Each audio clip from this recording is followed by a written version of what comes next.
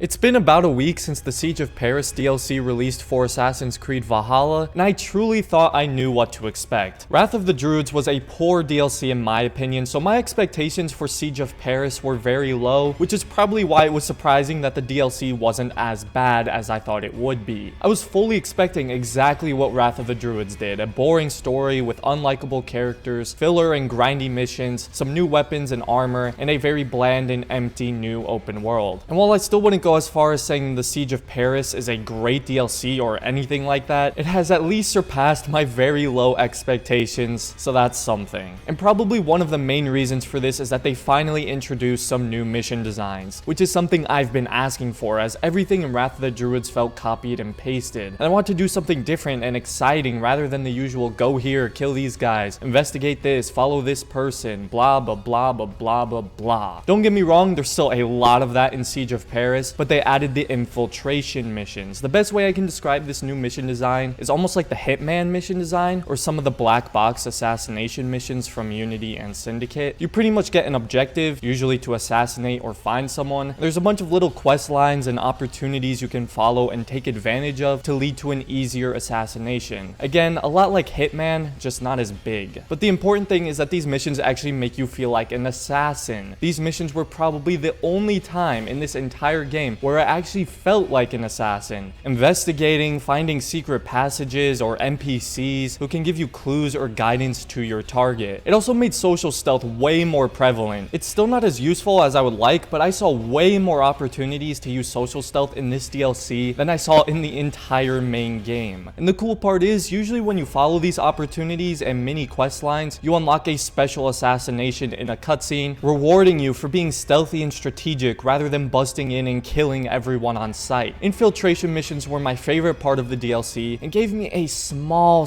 feeling of what it felt like playing the old Assassin's Creed games. Granted, the stealth detection is still broken, but I'll take what I can get. Rebel missions are also a new addition, and while we've had things similar to it in this game, where you do a bunch of quick copy and pasted missions, it gives you some allies and there's a progression and reward system attached with it, giving you some actual incentive to do some of these. I didn't do too many of them, but it's a little something extra, so that's nice. One of my biggest complaints with Wrath of the Druids was that I felt Ireland felt way too similar to England. And while Francia, still looks pretty similar, it has a very different tone and atmosphere, and that's noticeable from the moment you enter. It's foggy and dark, there's bodies hanging from trees, destroyed structures, fires everywhere. It's very obvious that France is a war-torn land plagued by death and pillaging. It's got this dark and almost depressing vibe to it, and you can feel that you're entering a very damaged land. Now, the story itself I feel was probably a little more interesting to me personally than Wrath of the Druids, but ultimately suffers from the same flaws. The characters are unlikable and annoyingly stubborn. It's hard to feel connected and invested in them, and it can be really boring sometimes, especially when trying to play peacekeeper between two extremely arrogant leaders. Eivor's in Francia to ensure the safety of his clan in the future, and yet he ends up getting a little too involved with the politics of it all. The choices in Siege of Paris are minimal, there aren't a whole lot to make, and most important ones come at the end. And while I tried to make them with my best judgment, deep down I knew that my choices really didn't matter, because no matter who ruled over Francia, it didn't matter because once the DLC ends, there's no consequence and Ravensthorpe will never be raided or destroyed, which was the whole purpose and drive behind Eivor's mission. The choices are supposed to make you think and make the best possible choices for the safety of your clan, but it doesn't matter because you know there really won't be any consequences for your choices. Again, I don't know why, but all the characters feel so damn childish and stubborn, and so I really didn't care who ruled and who lived. If it were up to me, I'd bring the entire clan and conquer France for myself, but whatever. How am I supposed to care about these characters that are supposedly very important to Eivor, even though we, the players, have never seen them before, if that makes sense? Now, as for new weapons and armor, I didn't really go for too much of that stuff. I didn't get any cool armor, although I'm sure I missed some, but I did get the new weapons like the scythe and the hidden one's one-handed sword. They were pretty fun to use. The scythe was good for crowd control, and the one-handed sword had some cool abilities with it, like poison damage after a certain amount of consecutive hits, etc. I probably could have made more of an effort to get some of the new cool stuff, but to be honest, I didn't really care. I was more interested in completing the main quests. Also, I think it's worth pointing out that this DLC is actually really short, even shorter than Wrath of the Druids. It only took me about 6 hours for the main story, which is fine, honestly. That just means less filler. But $25 for a 6-hour DLC is a little absurd to me. I mean, the Watch Dogs Bloodlines DLC was around 5 hours and it was $15, which is definitely more fair, but I'll let you decide if $25 is worth it to you, or if you have the season pass, then you don't really need to worry about the price at all.